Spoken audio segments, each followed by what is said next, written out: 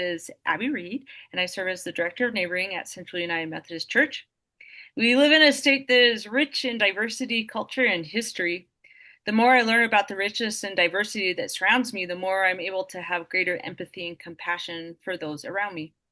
As many of you are aware, I served as Director of Housing and Homelessness at Albuquerque FaithWorks Collaborative.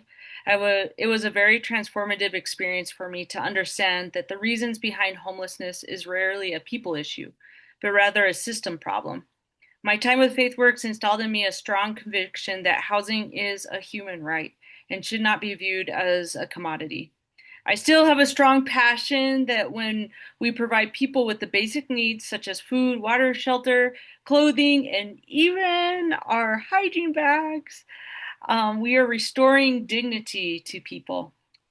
Homelessness is a complex issue with not a lot of easy answers. My experience interacting with folks experiencing homelessness is that they are just as human as you and I with dreams and goals and aspirations.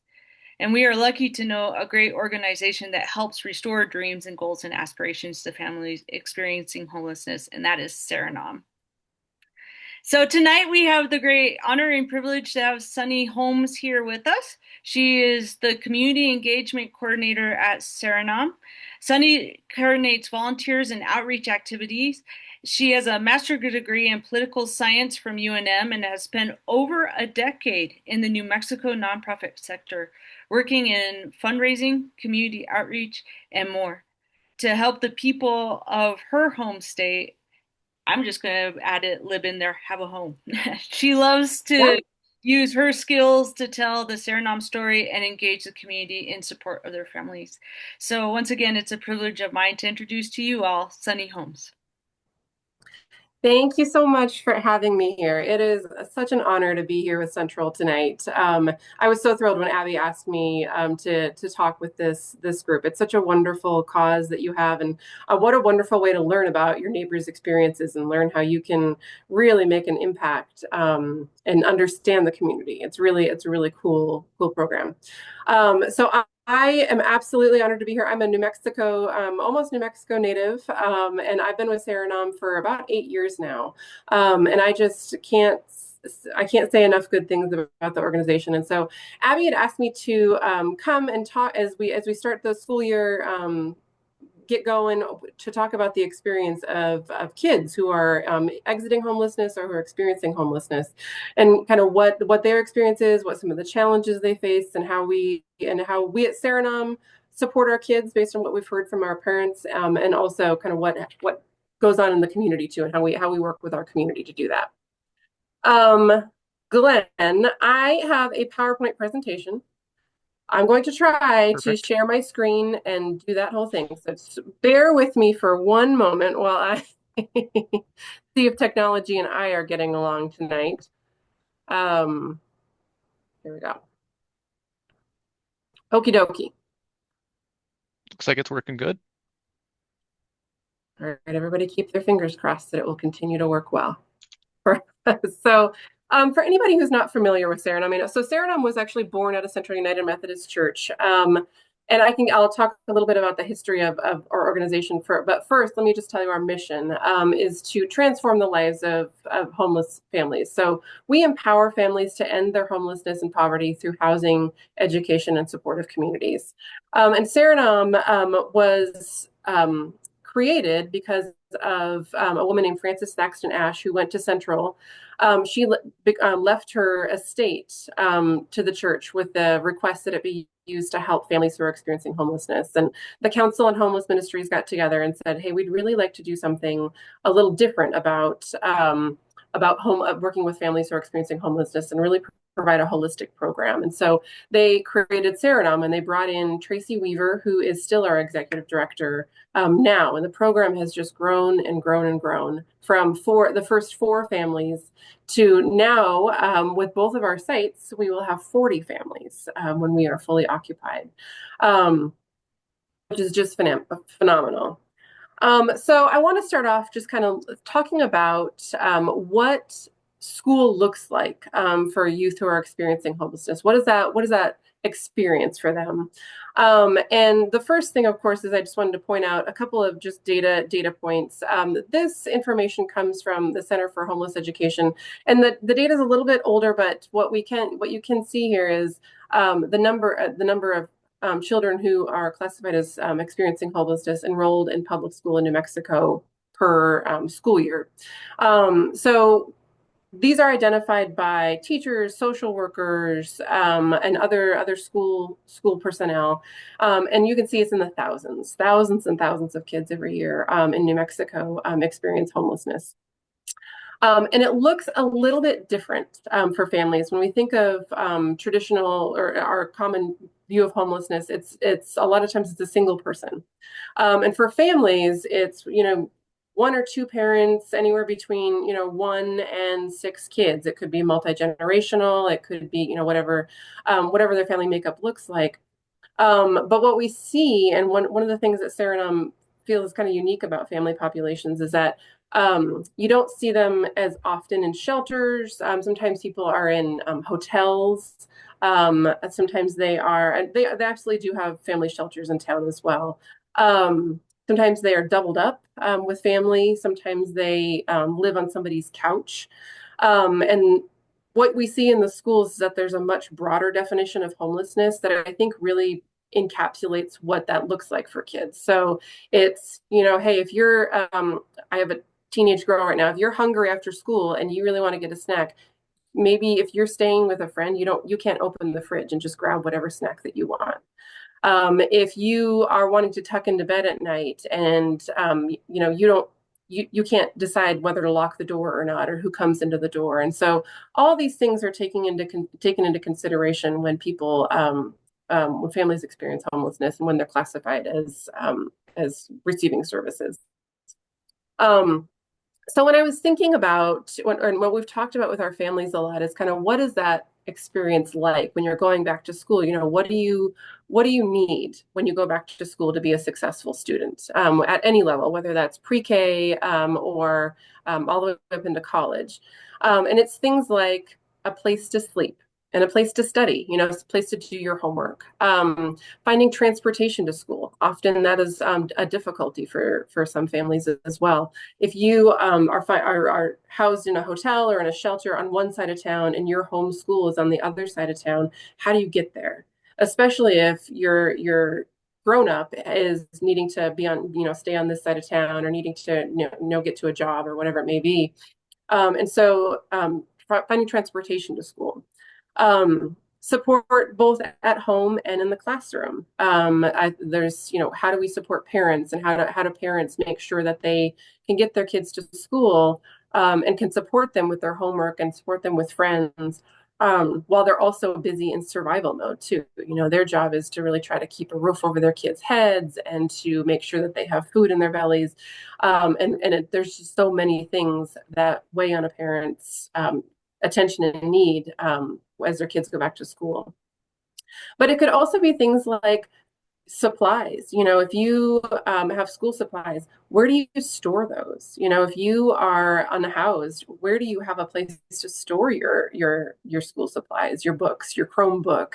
Most of the kids now receive some sort of computer that they can sometimes head home with. And where do you plug that in if you're unhoused? And internet access as well. And then also what we were talking about just now, Abby, as people go back to school, hygiene products, shoes, clothes, food, all of that. And then, just time. I think one of the things we don't think about a lot is downtime, that time to relax and kind of after school, after work, that time to just sort of settle and have, a chance to collect yourself so that you feel well rested to go back to school the next day. Um, and so if you think about, what that looks like for kids, that feels like for kids who are unhoused or who are living in a hotel or living in their car or living with a friend or a family member, that you can see how that would compound somebody's issues and can really make it hard for them to succeed in school.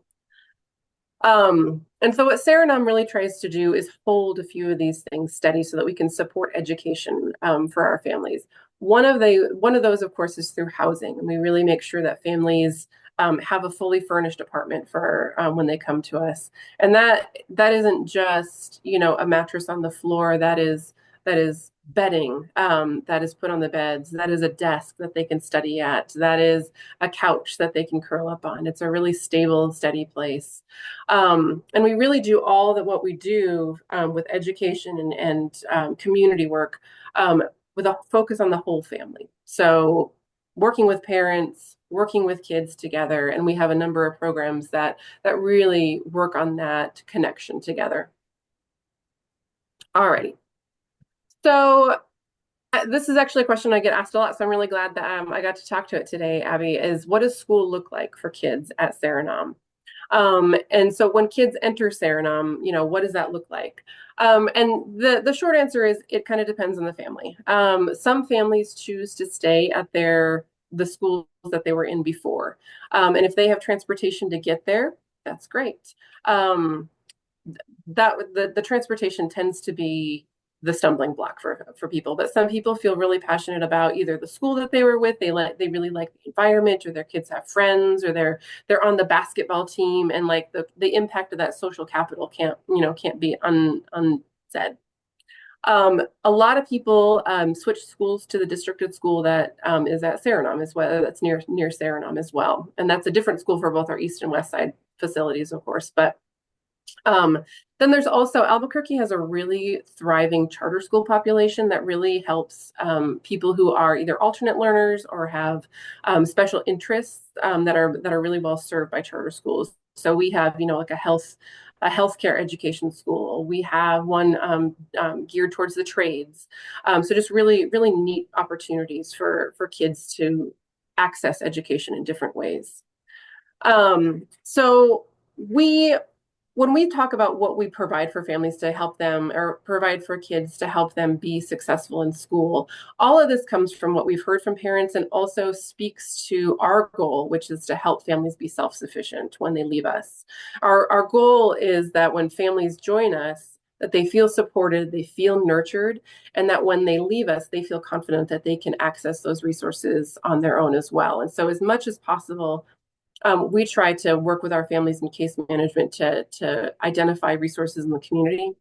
So, but that being said, we do provide a fair number of things for our kids as they go back to school. So I'm going. I was telling Abby before everybody got on. I'm going school shopping with my kiddos tomorrow for tax-free weekend, and I think of the same things that I would get my kids. So it's school supplies, which always run about $50 per kid minimum. A backpack, which are just a lot more expensive than they should be, but they are. Water bottles, multiple, because they will lose at least a couple of them, and lunch boxes, and then clothes, and who knows, depends on the size of the kiddo, depends on how much they need. Um, and so all those things, are things that our kids need too. So Saranam provides. We try to do a school supply drive every year for the for our families, and then we also really try to show them in the community what are the community resources that you can access that will help that. So APS, partners with a lot of places to get free school supplies. There are churches around town. There are like Locker 505. There's thrift stores in town that we partner with to make sure that kids have access to clothes as well, and they have vouchers for those as well. And then APS actually provides a whole lot for families too if they qualify for assistance. So they can qualify for housing referrals, after school programs. APS has a really neat program that, of course, doesn't have enough bus drivers, but where you can get transportation to your district, to your home school where you were, or your school of choice where you were. And then it can also have enrollment assistance as well, and in addition to like the free lunch programs and the free breakfast programs that they provide. But we really try to, like I said, to empower families to access resources in the community so that when they leave us, they still know where to access those things.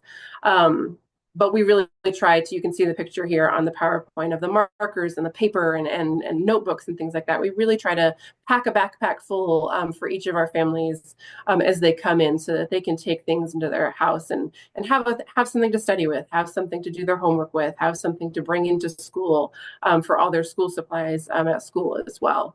And we're in the middle of that school supply drive right now.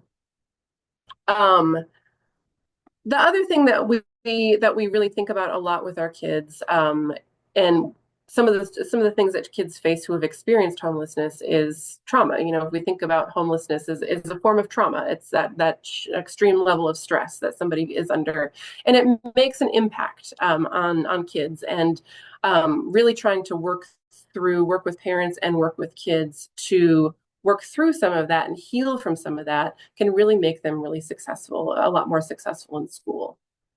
Um, so I love this image of kind of what happens to brains when they go through trauma, and this especially when kids have gone through trauma, because it really does change the shape and priority of our brain. So in a typical development, you know, survival is a given. You have your food and your shelter. You have safety. You can lock the door. You're not worried about where your next meal is going to come from, and so that's kind of a given for your brain. And then you have things like regulation, emotional regulation, because that comes from a lot of a stress response too. And then you work up to cognition, those longer term consequences of your actions. You can forward plan, you can goal set, you can, think ahead to, okay, I have a test on Friday. What do I have to do now on Monday to study for that now? Whereas if somebody's gone through trauma, it almost flips that triangle over, right? Their need for survival is so big that the brainstem, which kind of is our fight or flight mode, that's overdeveloped, right? And you have to go everything through that lens of, do I have enough? Do I have what I need to survive? And then we can go to regulation, and then social and emotional health, and then cognition. And so as you can imagine, having any sort of trauma like that really can impact the brain a lot, and it can impact how successful somebody is at school, how they're able to focus at school, how they're able to interact with friends. So, whether or not they're able to regulate in class, if you're feeling overwhelmed about something, if it's too loud in the classroom, or if there's too bright lights or whatever, the ability to kind of self-regulate those things. There's a lot of isolation that happens with homelessness too. I think that's kind of one of the reasons that community is such a big part of our program is when somebody's experiencing homelessness, it's so easy for kids and parents to feel othered, to feel marginalized and isolated from other parts of the community. And so that has its own unique impact on whether and how we make friends and how we put ourselves out there and how we ask for help. And the impact of chronic stress can really impact our ability to focus in class as well. And also with impulsivity, it can create some impulsivity and some difficulty creating and maintaining friendships. Whether that's because they feel like, oh, I don't know if I want to tell somebody about, this part of my life, or if they just aren't sure how to trust their friends as well too. And so we really, at Saranam, try to address some of those things as much as we can with our parents and with the things that we offer through our program. Because what you need to heal from those things are things that come with a home, right? Stability, routine, consistency, structure, and then also, a parent who feels that they can exit survival mode, that they can have a little bit more bandwidth to meet their kids' needs. So a big part of what we do is strengthening parents and building parenting skills.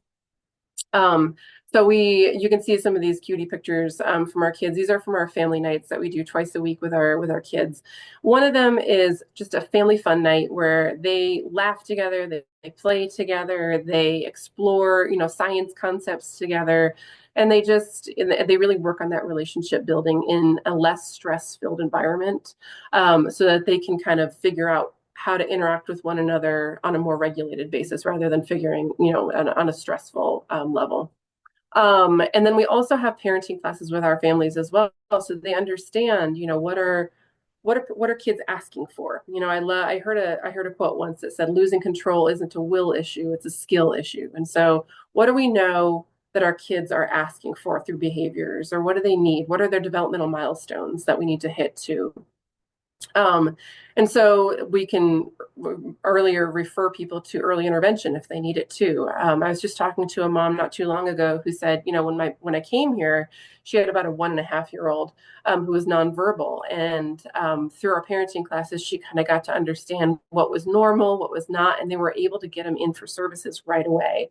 And the earlier you can that you can get services, the faster kids can, learn and catch up so that when they enter school, they're ready to hit the ground running, right? We also really kind of teach our parents too about how they can be an advocate for their kids in schools as well. What can they ask for? What questions can they ask their teachers?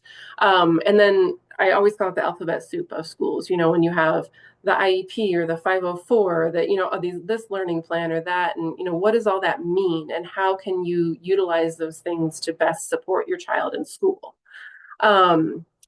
We also do a lot of home learning opportunities, and we teach moms, how to introduce, fun science concepts into their home, how to weave literacy into every part of their day too. I remember, I'll never forget a mom that I met on her first day of orientation, and we asked, what is your goal while you're here in the program? And she said, "I want to learn how to play with my kids because I was never played with as a child, and I don't know what games to play with my kids, and I don't know how to interact with them and help them learn and laugh." And I thought, gosh, what a beautiful thing to want for your kids, to learn how to play and learn how to engage them and read with them and make them curious about the world. We also do tutoring with our families as well. So there was a kiddo that we worked with before who had ADHD and was falling a little behind in reading just because she was having a little bit of trouble focusing in class. And so we had a tutor who was a former teacher who was just fantastic, who was able to come and help her kind of catch up and get back on grade level. So things like that we can really do to support kids from the home end as well. And then there's a lot of like community learning opportunities too, like that family night that I was mentioning. One of those things that we do too is a life skills night, where families work together to learn a new life skill. My favorite that I've seen was super cute. It was practical life skill night where they learned how to make a peanut butter and jelly sandwich, and they learned how to tie a tie, and the little ones learned how to tie their shoes. But it could also be, what does effective communication look like? What do feelings look like? And how do we communicate those with each other in a healthy way? What do our home values look like? What do they, so that kids can really feel safe in that home environment and feel like this is a place where I can exhale after school, and I can, this is a place where I am. But I also wanted to share with you a story that I think really helps tie all that together. And this is a kiddo that I heard from a parent who was really struggling with anxiety, and she was an elementary age child, and she had a lot of anxiety when she came to Saranam. So finally being able to address more than just survival needs, her mom partnered with the school to create a behavioral plan because she was really having a hard time making friends in school. She was having a hard time keeping up and focusing in school. And she would just call her all the time through the day. She'd go down to the nurse's office, 5 or 6 times a day to call her and make sure everything was okay. That stress, that worry that you have that your needs are not going to be met really kind of weighed heavy on her. So her partner was able, once she got into the program, her mom was able to partner with the school to create a behavioral plan and help her learn some coping strategies. And as a part of her plan, she was also allowed daily calls to her mom to reduce stress, frequent visits to the nurse, regular counseling at school, and a weekly meeting with her mother and the counselor to track her progress. So really learning how to create that school parent and school home bond. And at their home, a part of this was also, what can we do at home to make sure that she feels that she's supported here and that we're taken care of here? And so they established a stable schedule that gave her reassurance. They did family nights with friends and volunteers that provided new sources of support. And her mom learned new strategies to connect with her daughter through those parenting classes. At first, of course, she made a lot of calls to her mom every day, but by mid-year, her visits to the nurse had nearly disappeared. And her stress levels reduced, and she got so good at managing her anxiety that she didn't need to call her mom anymore for reassurance. And eventually, she didn't even need a behavior modification plan. Her counseling and weekly meetings kept her progressing so well that she began to play with her peers on the playground, and she listened attentively in class. And by the end of the school year, the school found that she didn't even need the weekly meetings anymore because she had just become so stable and just so comfortable. And from there, it can just grow and grow. And you can keep building on those and keep those stable routines going. So one of the things that we do a few things to support our families. I put this slide in here so you can kind of see some of the theory behind what Saranam does. This comes from the Aspen Institute, and it's we use something called a two-generational approach where we work with parents and kids together. And some of that is, community, building social capital and knowing that you're supported, and that it's not just you in the world, it's you and your peers, it's you and your family, it's you and your neighbors, and you have a safety net of support. It's health and well-being and building economic assets, early childhood education and education at the K through 12 level, and then also supporting parents as they go back to school as well, because that really increases a parent's ability to support their family, reduces that stress in the family, reduces that financial burden, and provides more opportunities for kids too. I always like to say that we hear sometimes about an achievement gap between high socioeconomic status and poverty. And that's always bothered me because there's no such thing as an achievement gap, but there is an opportunity gap. And when you help parents move up earn more money through their job, they're able to provide opportunities like that. They're able to support their kids more, so that the opportunity is equal. Alrighty. And that dual learning in the home too. Since both of our parents and our kids are going to school together, that's such a powerful combination. I've talked to a lot of the kiddos who say, like, I saw my mom do this, and so we have homework time together, and we work together for this, and it makes them feel like there's not really anything that I can't do. There's not really a goal I can't make. And I just loved this quote that I've heard, and I've heard it in many different realms in many different ways, but because of Saranam, my teen actually talks about what career she's going into, right? It's seeing a future for yourself ahead of that to say, like, oh, I can do that. I can become a construction worker.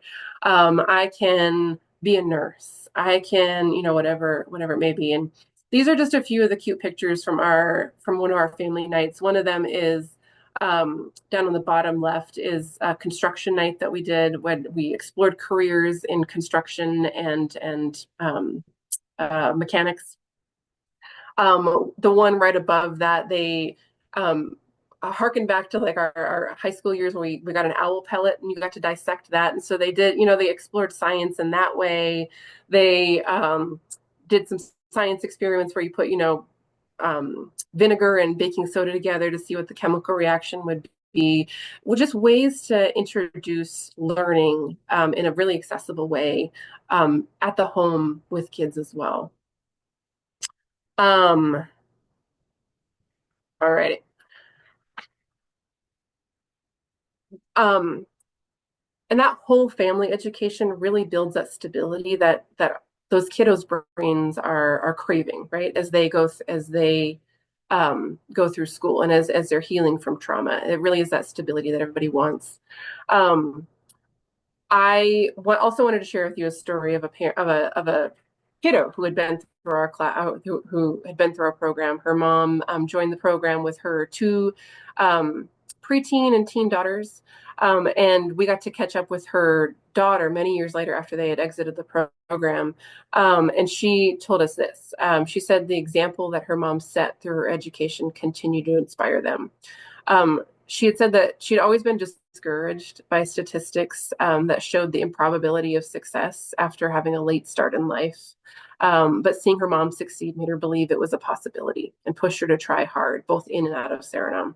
So she graduated from high school not too long ago, and she got an associate's degree in culinary arts. And now she's working at restaurants here in Albuquerque. And she credits her mom for a lot of that, as for the example that she was able to set for that, and that that legacy of hard work, that legacy of valuing education, and really and trying something new, even if you're older in life, whether you've had multiple failures, whether you've, whatever it may be, that it's never too late. It's never too late to try something new. And that's really a kind of a neat thing about Saranam too, that really I think helps kids as they grow from, elementary school through high school and college and beyond too, is we have an alumni program. So we can kind of see how kids who are in the program have been investing in education. And we can see that, education is no longer like a question. It's just a given, because of the example that their parents set.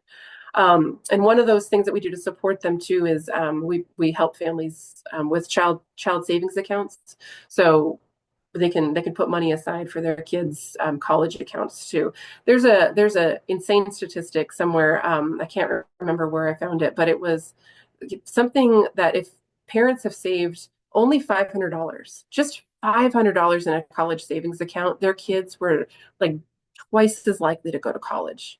And it just shows that that legacy of believing that college is accessible, and believing that higher education, whether it's college or a trade school or whatever it may be, that it's something that you've seen done, makes it feel like it's possible. And also, I would be remiss if I didn't also mention our parents, because they're going to school as well. They're going back, and some of them are getting their GEDs. Some of them have had their GEDs, and so they're going back and getting associate's degrees or certificates, or they're going back to a trade school. And you can see that all of that just builds their income with each progressive amount of education that they have. So if they come in without a GED and they get one, that increases their potential earnings by $9,600. If they just get some college under their belt, that's another $3,000.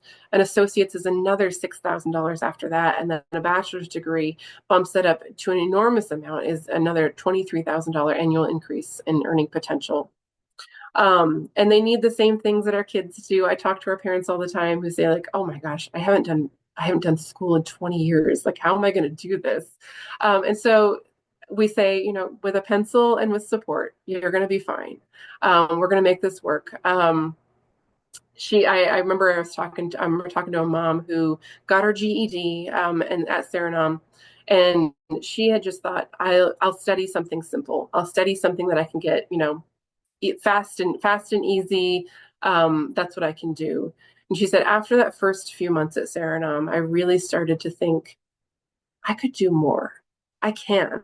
I can do more. And it was having somebody build that confidence in her. It was having somebody, show her, you've gotten to 4.0, so far in your GED. What's stopping you? There's nothing that's stopping you from this dream. And we're here to support you, and you can do this. And so she kind of changed what she thought she could do, and really turned it into something really spectacular. A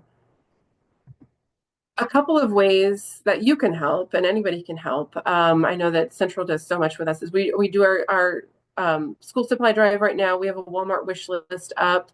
If anybody's interested, we have things like notebooks, crayons, pencils, planners, things like that really just help families stay organized, make sure that they have what they need to be successful in school. There's always, need for backpacks and water bottles, but we also have a library at Saranam too that we try to make available to our families, so that literacy can just become a part of their family routine. And just, we're going to read a book, we're going to explore this. And we're always happy to receive donations too. I think of those books that I had with my kids that you read 500 times in a row, and you could memorize it and you know it in your sleep now.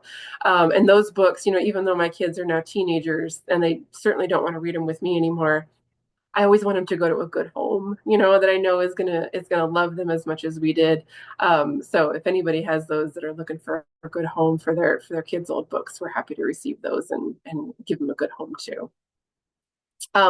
That, in a nutshell, is kind of how we support kids who are experiencing homelessness. So I will stop screen sharing if we'd like.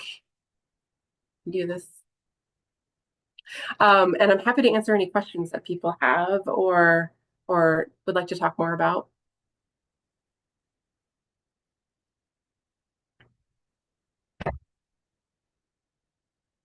Sunny, I love that you were able to talk a little bit about homelessness as trauma and how much that when people are experiencing homelessness, it is traumatic. I think sometimes we often hear people say that people want to be homeless, but they don't understand that element of how much it really does affect the entire person. And you shared an example later as well that just about a young child that said they knew what career they wanted to go into. And I know that one thing that homelessness as trauma can cause is something called your time horizon. And I was hoping maybe you could speak into this and what for perhaps a kid, how would their time horizon be affected? And what the time horizon is, for example, I know here in October, my family's coming for Balloon Fiesta, and we're going to be doing things together. And I can, I've got in my mind, I know different things in the future that I'm already anticipating. However, with folks for who are experiencing homelessness, your time horizon really shrinks, and all you can see was within sometimes only within days, only within weeks. Can you speak a little bit into, I mean, what that would look like for a child, and because I think ultimately we're talking about what a miracle Saranam gives to children by helping them to expand their time horizon. Yeah, yeah. As you were talking, I thought of that question that I think everybody got when they were, in second grade or so, like, what do you want to be when you grow up? And that time horizon is huge for kids, right? That's, high school, that's middle school, that's high school. And for kiddos who are experiencing homelessness, that doesn't really quite feel like something that they are going to get to, right? That their focus and the focus of their family is on where am I going to sleep tonight? Am I going to have my clothes that I need? And what am I going to eat? And so sometimes it's like, as Abby said, it's the day of, how am I going to get through the day? Sometimes it's, hey, for the next 3 days, we're going to stay at this person's house. And I know that I'm going to have this amount of food, or I'm going to have this amount um, of sleep that I can get. But what am I going to have in the next week? And so when kids are thinking about those basics, like how can I fit enough food into my body while I'm here at school and I have access to it, rather than, hey, I'm going to need to study for this algebra test that I have next week. How can I do that? And I think it really shifts how kids focus their time and focus their attention, and it also increases that stress level. And study after study has shown us that when our stress level is big, is this big, like our ability to focus on something and our ability to concentrate on something really shrinks too. And so really what we try to do in helping heal some of that trauma is extend that time horizon so that you can make 3-month goals, you can make 6-month goals, and we start that with our adults so that they can kind of set that example with their kids too. So we talk with our adults, hey, let's talk about your 30-day plan. By the end of the month, what are you working on this month? And then your 90-day plan. Okay, by 3 months from now, what is going to go on? And then you can talk about your year-long plan, or now that we talk about 5-year plans. And then bit by bit, that goal to graduate high school becomes more and more real. And it becomes, you can kind of break your education up into longer stretches, right? Like, okay, I'm going to study for my test now. I know how I'm going to that I'm going to have what I need to be able to study for my test, that I can pass that on Friday. And then I can think about my midterm, and then I can think about my final, and then I can think about eighth grade, and then I can think about high school and where I'm going to go to high school and how, and then maybe I'm thinking about college because I saw a family member do it. And so really it takes, what starts from like a day, hour by hour, day by day, and stretches it really far and allows them to think a little bit farther into the future and kind of dream and be able to, think like, what do I want to be when I grow up? I want to be, a nurse. I want to be a teacher. I want to be whatever it may, whatever their heart desires. But it it allows them to take their focus off the essentials that they need to survive, um, which is, I mean, transformational, right, in a kiddo's life. Thanks, Sunny. Do you guys have any other questions?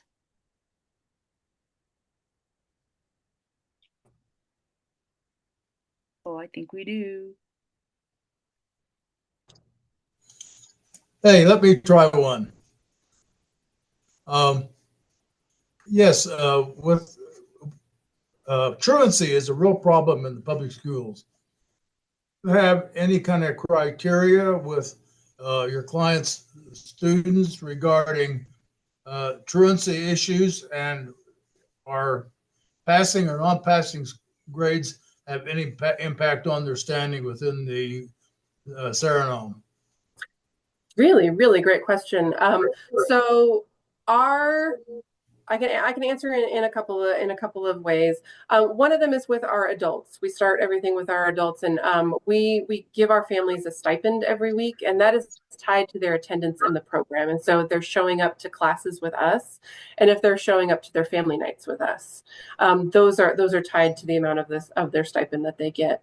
And when it comes to public schools with their kids, what we really try to do is give incentives for them to show up to parent teacher conferences, to turn in their kids' report cards. So those things I was talking about, the child savings accounts, we give them a certain amount of money for each of those things that they do for their kids too. So if you are, attended your child's parent teacher conference, or if you turned in their report card, to really try to build that investment in their kids' education, which is really what the true cause of truancy is, right? Is parents not really being able to, not really, or one of the causes of truancy. I don't want to speak to all of them, but is really making sure that kids feel supported in the home and that they feel like they have somebody who's pushing them to go to school and really pushing them to make sure that they attend, that they show up, that they are focused in class,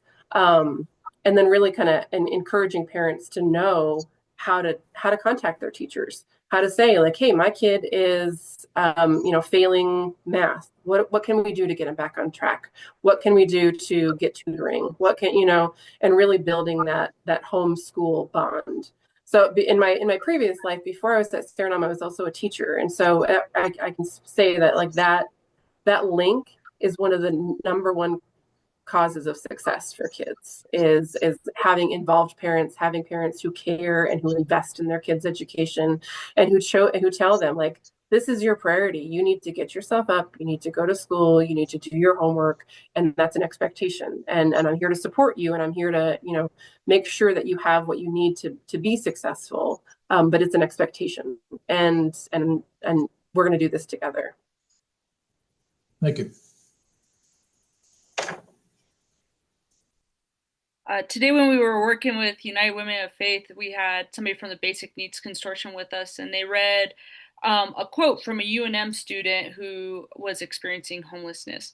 And it was so profound to me, and especially it keeps coming to my mind, and I would like to share it because I think this is a UNM student, but if we could even just put ourselves in the shoes in this experience as a high schooler or as an elementary school kid, I think it's really profound of perhaps what these kiddos are dealing with. And the quote says this is a UNM student reported this. It says, over winter break, I got evicted and my phone service got turned off. I couldn't call or text anyone, so I walked to my friend's house asking to stay with them. Unfortunately, many of my friends could only accommodate me for a night or two. As a result, I was unable to shower, get restful sleep, clean my clothes, or buy school supplies. I was embarrassed because of my condition. I wasn't prepared for school, which made me decide to miss the first day of class during the second semester. I was also more worried about finding a place to live and securing food, forcing me to focus on getting a job. I missed school for job interviews and because I felt like I couldn't go to school because of how I smelled and looked. Um, that's so profound to me. And just even thinking about your question, Roger, of what might it be like for a child to even think, do I want to go back to school after having an experience where maybe that was a child's experience where they didn't have clean clothes, they didn't have restful sleep, they didn't have school supplies, maybe they were conscious about how they smelled or looked. And I just am so thankful for Saranam and the provision for these kiddos and the knowledge of trauma to help them overcome these things. Um, I'm inclined to believe that perhaps truancy issues and things like that are maybe less about not wanting to go to school and more rooted in trauma. Do you have anything to say about that, Miss Sunny? Oh, absolutely. My heart, yeah, my heart hurts hearing the quote that you said, because I have a teenager myself, and I mean, right now, the way that they're viewed by their peers, that social interaction, that's huge, and their ability to focus in class, their ability to want to go to school. Um, and then also, if you are healing from trauma, or if you're still experiencing trauma, your brain is wrapped up in how are you going to survive, and it's really hard it's hard for growing brains to be able to hold all those things together, and not feel just completely overwhelmed, right, and to not feel like you said, do I have a place in school if what I, if kids are making fun of the way my clothes look, or if I feel self-conscious, or if I feel too tired to focus in class. My mom was a teacher for many years too, and she would talk about kids falling asleep in class. And when she heard the stories of why, so many of them were experiencing trauma, and that was their safe place to be, was school, but it was also a place where like their bodies kind of felt like, okay, I can sleep now. And they certainly weren't, studying the way that they were supposed to.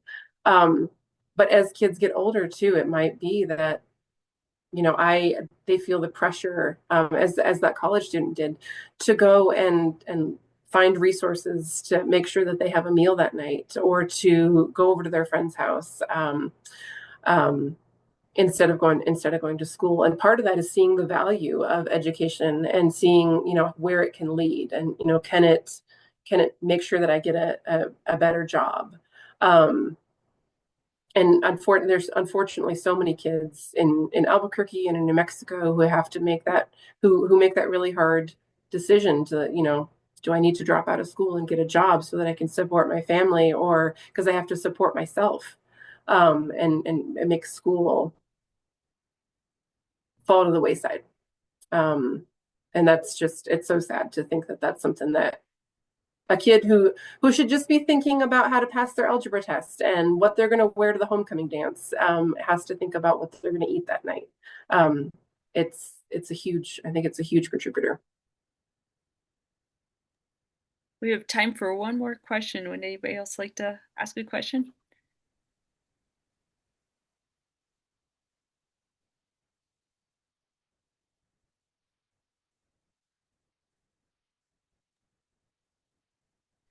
Sunny, I definitely just feel like Saranam does restore dignity. I just have no doubt about that. I feel like Saranam is also a voice in our community that says there is community here and we do care about you and we want to see you succeed. And so I'm so thankful for the work that's done at Saranam and through you. I am always just my interactions with you, Sunny. I just am impressed by your heart and the work that you're doing.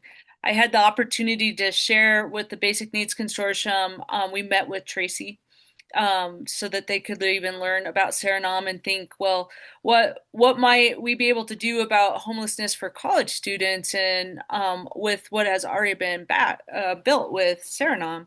And Andrew, who was with us today, he's deeply excited about Saranam. And Saranam, I think, is having a greater impact in our community than just Central United Methodist Church. And he even asked me today, he said, do you think we could arrange a time to go get a tour? And I was like, yeah, let's do that, you know? So Yeah. I'm encouraged just about the reach that Saranam is becoming known in our community because we do need Saranam.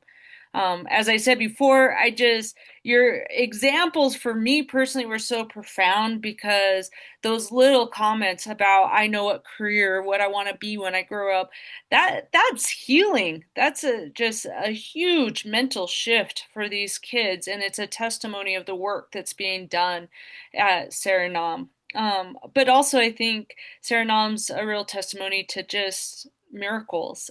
To start with 4 families and now be up to 40 families between the 2 campuses is a miracle. And I know for every family that passes through your program, um, this is a miracle. So thank you so much for the work that you do and your dedication to this work. Thank you for spending time with us tonight just to share a little bit more about what kids go through who experience homelessness. It was really important to me that actually for 2 months we focus on this theme of children experiencing homelessness. And it was a no-brainer to me that we needed to be connected with Saranam. And then actually, Sunny did a great introduction in our talk to who we're going to have next month. We're actually having APS McKinney Vento, and it's the Title I program that supports homeless youth. And a lot of the services that Sunny mentioned come right out of that McKinney Vento program. The reason I feel so inclined to highlight these 2 phenomenal organizations and what they're doing for homeless youth in particular is because the largest group of homelessness in Albuquerque are kids. And I just want that to sink in. We have the last I know, and if my numbers are not right, please correct me, Sunny. The last I knew, there was an estimation of about 4,000 kids within Albuquerque that are experiencing homelessness. Yeah, that would make sense. Yeah.